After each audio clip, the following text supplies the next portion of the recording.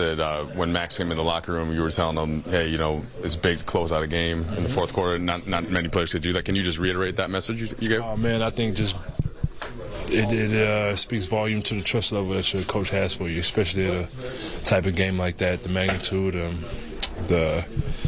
I wouldn't say desperation, but the level of need to win this game, I think it was very high. And like I said, to be on the court at that time, it speaks volumes. And Darvin was telling us, obviously, you made the switch to the starting lineup. They wanted you to be real shot aggressive off the bench. You end up with 16 points. Just what's your mindset, and does it shift at all if the role's adjusted as it was tonight? I mean, it does allow me to be more aggressive with the second unit, but at the end of the day, my job's still the same, to do whatever it is to help win as many ball games as possible. So whether that's starting or off the bench, can't be salty about it. You got to be a professional and then do what you got to do to make it work. What's the challenge that Jalen Brunson presents, and how did you guys limit him more effectively in that fourth quarter? He's super quick, very dynamic when he's getting left.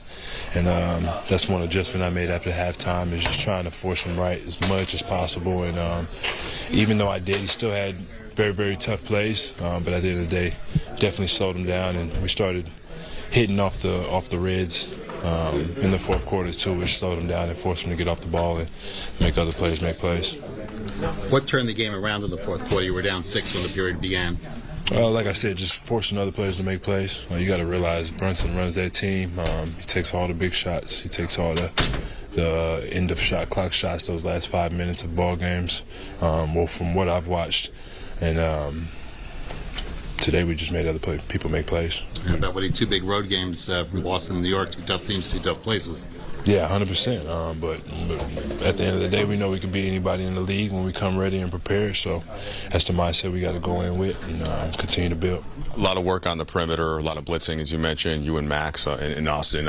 What about AD on the back line and LeBron as well down the stretch there? I think that's why we're able to blitz and throw out different coverages of that sort, because of the type of defensive presence AD brings and the cerebral IQ that Bron has, and he's always talking. Same with AD. So having those guys on your back line while you fly around and try to be aggressive and make things happen, they make up for a lot of our, I guess you could say, mistakes when we overhelp or just playing a little too hard in certain situations, and they do a good job of picking us up.